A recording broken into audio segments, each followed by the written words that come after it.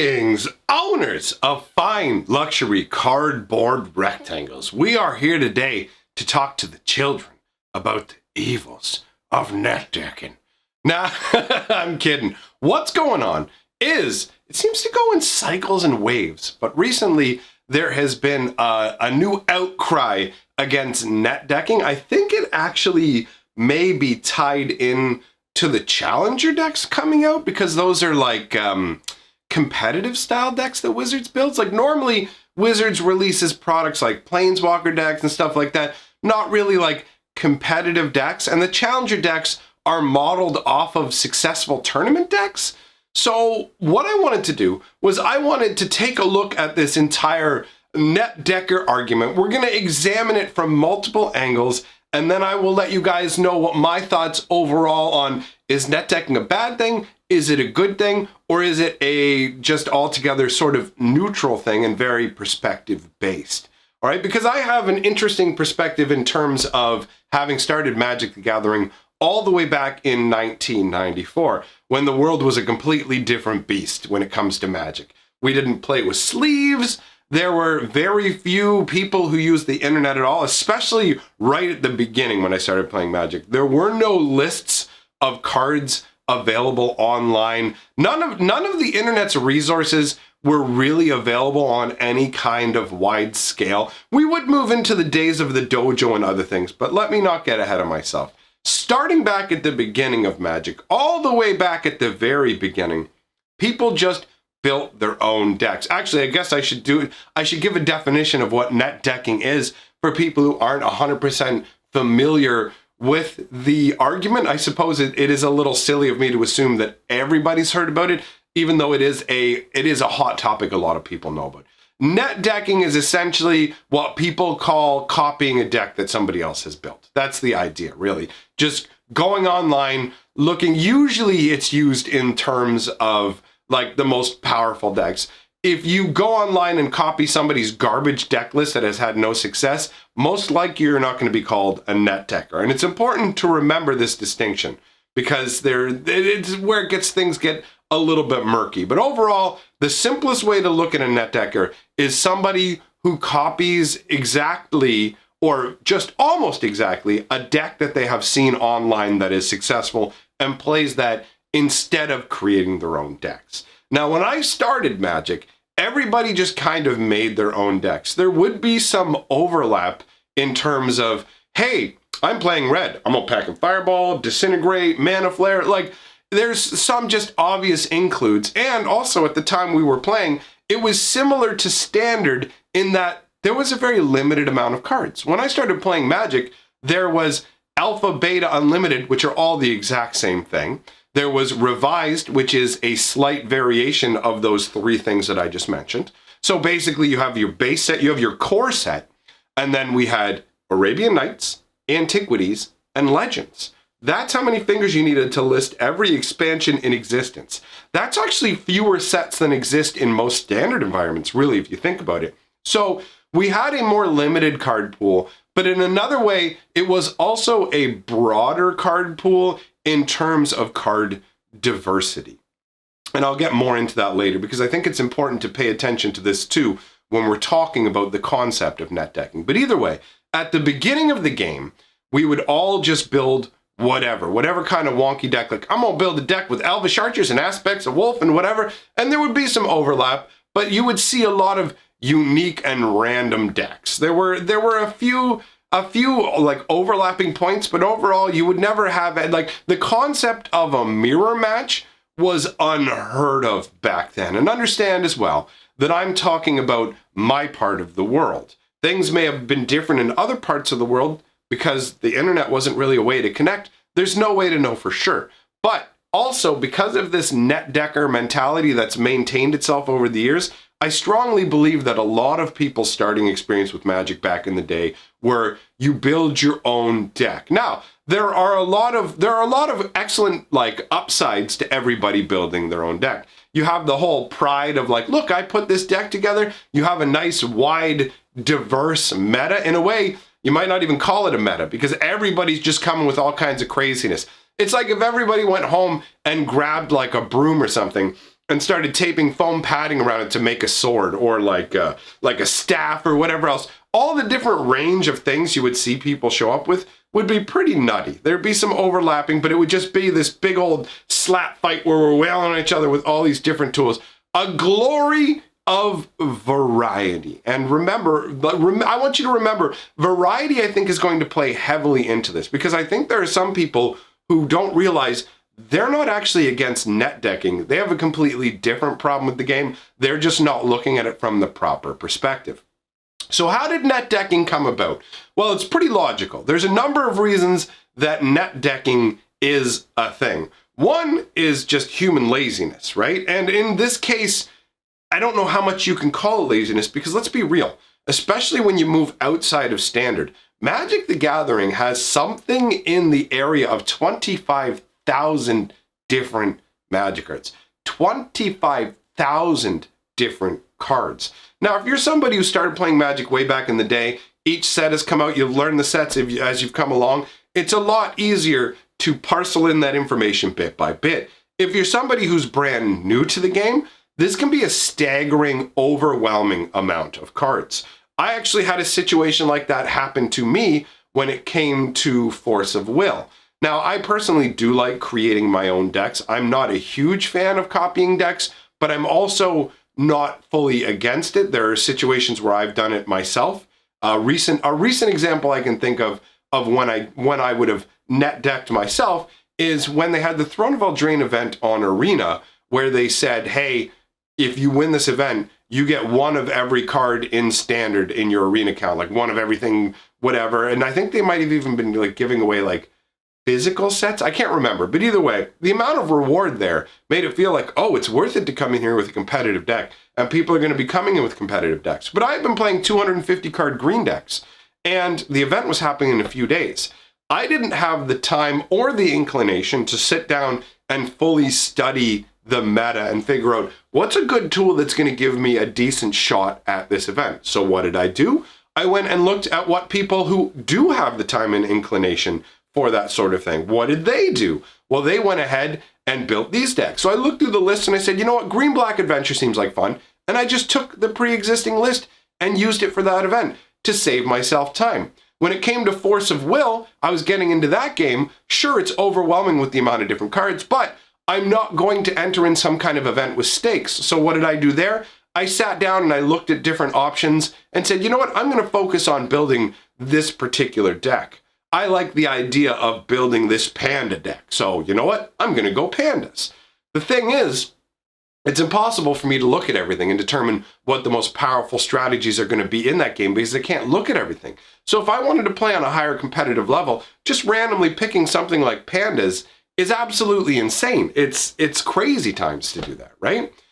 So part of what I think really drives net decking is the desire to be able to play in a competitive style environment. When you're just playing casually, I feel like you're less likely to net deck, right? You're probably more likely to sit down and pick through things, but there's absolutely nothing wrong with someone going, I don't have the time or expertise to design something. I'm going to look to someone who's already sorted this out and designed it. It's like going, I'm not going to build my own car out of buckets and other stuff I have around the house when somebody else has already figured out how to make all these different cars. I'm just going to go and pick a car, buy it, get in, and drive. You know what I mean? It's a situation where, yes, the people who have designed the cars, they're going to understand those cars intimately. They're going to be able to get the best performance out of those cars. But those cars will get everybody else where they need to go too, right? It's a scenario where net decking itself isn't inherently evil. And when you turn around and say that people can't net deck or act like net decking is a bad thing, it actually comes down to me as a couple of different scenarios. One can be a lack of diversity, and one can be a imaginary rule set, okay? And I'll explain both of these and what I mean. By imaginary rule set, I mean you have constructed additional rules for Magic the Gathering that don't actually exist. And you've placed these rules upon yourself in your head, and you're insisting that other people play by these non-existent rules. There is no rule in Magic the Gathering that says you must construct a unique deck that is unlike anyone else's deck. Think about trying to do that. Think about actually trying to sit down and build a deck that nobody else has built. You can sit there and create a deck in a void yourself, but with the limited number of pieces that exist in the game, yes, there are 25,000 different cards, but each format only uses particular cards from particular sets, right? You can only use so much per format. So you could sit down in a void and concept a completely unique deck in your vision. Somebody else could have had the exact same concept because Magic does have a paint by number sort of setup. Look at cards like the Gilded Goose, right? The Gilded Goose that creates food tokens. Well, you've got the Wicked Wolf who you sacrifice food tokens to make him indestructible and boost him. There's an obvious synergy. There's a paint by number creation where you put those together.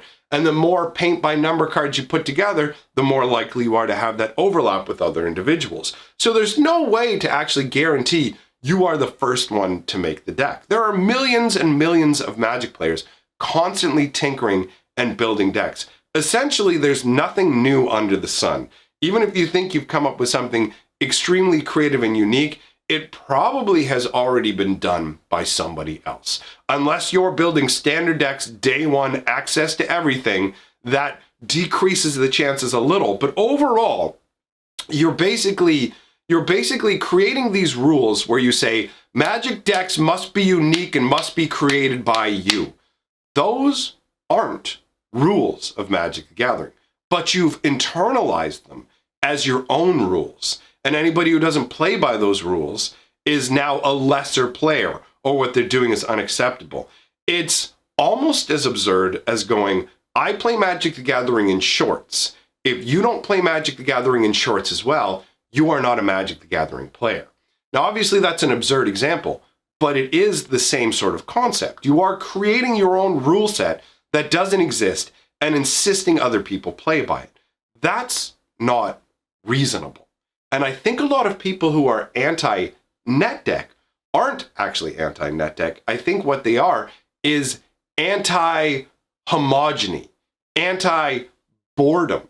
Because the truth of the matter is, when it comes to things of a competitive nature, in Magic the Gathering specifically, the smaller the format is, the more shallow the pool of cards that there are, the fewer options that to true victory exist for you. That's how it goes. There is only ever going to be one best deck to be playing at any given moment. Under ideal situations, you would have a number of decks that balance off against each other. Most of the time, the best you can get with standard is a rock, paper, scissors scenario, where there's really three good decks, and one of them is technically the best, but then this one has a better matchup, and the three of them create somewhat of a harmony so that you have three different options if you want to top out at a tournament and play truly competitively. But that's it. Those are your three options. Like that is the limited nature of competitive Magic. And part of that comes down to diversity issues, as I mentioned, right? We do not have a diversity of decks because you don't have a diversity of options. Wizards only makes a handful of good cards in each set. Now, some corner case cards may be okay in particular kind of decks, but most of the cards they make are garbage. Why? Because of the draft excuse, where Wizards of the Coast goes, actually, we print our sets optimized for draft. And that's how they're able to get away with most of a set. Most cards in a set are your commons and uncommons. That is the overwhelming majority of a set. And the overwhelming majority of commons and uncommons are unplayable trash. So most of every set that's created is already just thrown in the garbage bin in terms of creative deck construction. If you truly want to avoid the net decker stigma, then you have to end up playing with a pile of garbage that's unplayable. The only way to create a truly unique deck is to make it out of a bunch of garbage nobody will play, and then you're always going to lose. And nobody likes to lose all the time. I mean, you may be somebody who needs to win all the time, in which case this conversation actually really is not going to affect you at all because you're already out there doing what people consider net decking and running with that.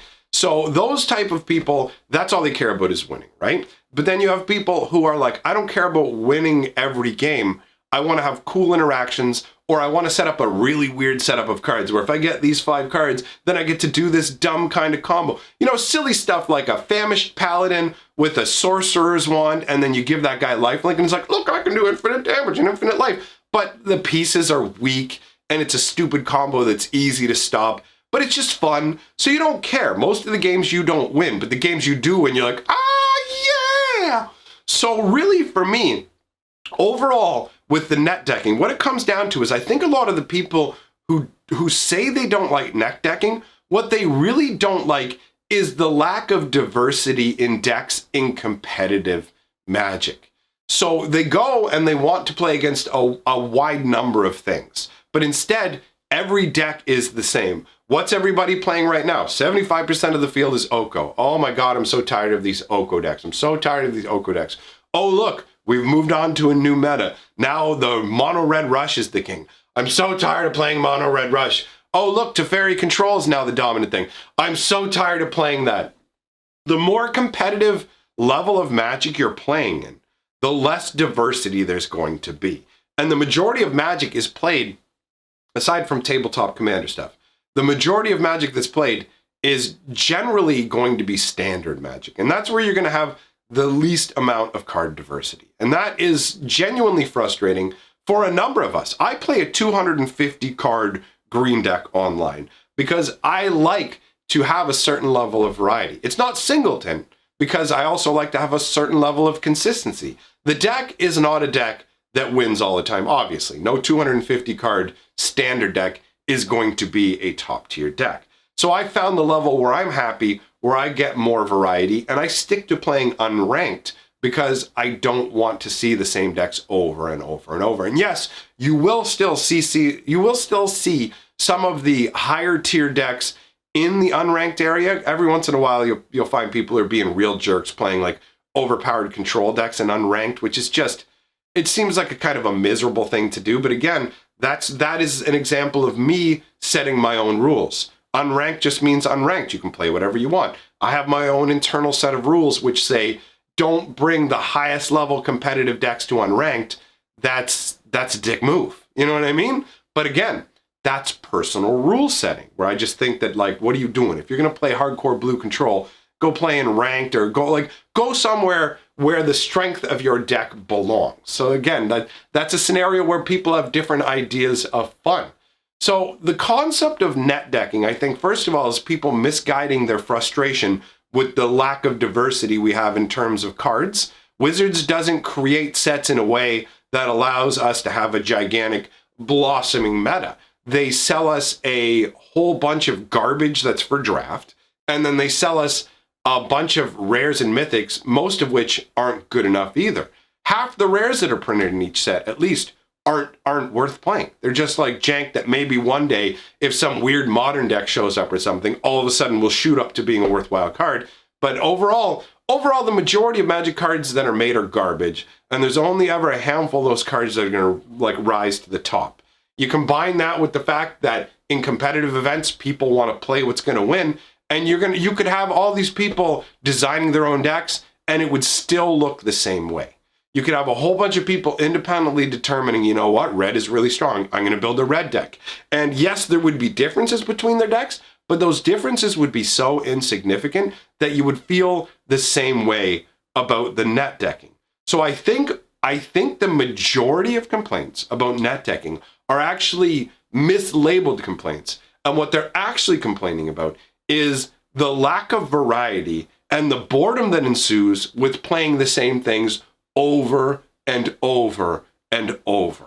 So that, combined with the like I said, the internalization of a rule set that doesn't exist in Magic, but you make it concrete in your mind, you obey it, and then you say others are lesser for not obeying your internal rule set. That's my opinion on the sins of net decking. So I know this is a hot button subject. Let me know what you guys think. I probably didn't even need to say that. I'm sure the comments are going to be full of people sharing their opinions, some agreeing with me and some telling me I don't know what I'm talking about. But that's fine. That's the beauty of the internet, right? We all have our own opinions. That's what leads to these sort of heated situations where people get really worked up about net decking. I feel like it's a holdover from ancient times that doesn't really reflect reality in its current form, you know, just the way Magic is. So again, let me know what you think. Big shout out to my patrons and channel members. Thank you very much for supporting what I do here. It does mean a lot to me. I will see all of you tomorrow, and that means I'm history, baby!